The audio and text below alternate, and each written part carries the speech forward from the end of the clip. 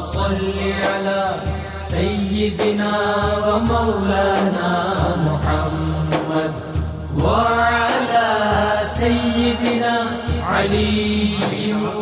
درود پڑھیں. کہنے لگے بس خالی درود. میں نے کہا درود خالی کب ہوتا؟ صرف درود صرف کب ہوتا؟ یہ مکمل ہے. آپ پڑھیں تو صحیح جتنا پڑھیں. اور عاد و وظائف کے معاملے میں یہ بات ہے کہ ہر وظیفہ پڑھنا نہیں چاہیے اپنی مرضی سے. جس طرح میڈیکل اسٹور میں ہم جاتے ہیں مختلف قسم کی ادویات رکھی ہوتی ہیں. اب کوئی شخص کسی میڈیکل اسٹور میں داخل ہو اور اپنی مرضی سے جا کر جو بوتل اس کو اچھی لگ رہی ہو وہ اٹھائے اور وہ میڈیسن یوز کرنا شروع کر دے.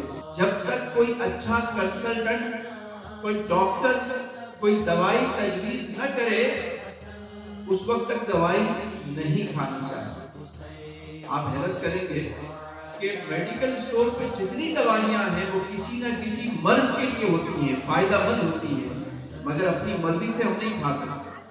اسی طرح اوراد و وظائف کا معاملہ ہے کہ چلتے پھرتے کوئی بھی وظیفہ کسی نے بتا دیا اس کو پڑھنا شروع کر دیا، ایسا نہیں. یا اپنے شیخ کی اجازت سے یا کسی صاحب سلسلہ کی اجازت سے ہی کوئی وظیفہ پڑھنا چاہیے. کیوں؟ اس لیے کہ انہیں پتا ہوتا ہے کون سا وظیفہ دینا ہے اور کتنی تعداد میں دینا ہے. ایک آدمی خوش مزاج ہے، خوش گفتار ہے اور اس نے کوئی ایسا وظیفہ پڑھ لیا جو جلالی ہے تو اس کی طبیعت میں جلال آنا شروع ہو جائے گا، عجیب تغیر پیدا ہو جائے گا.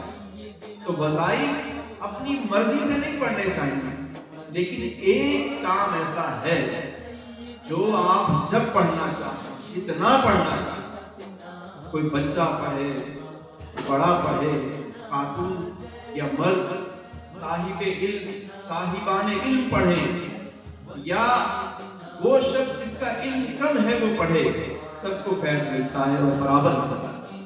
اور وہ ہے درود و سلام.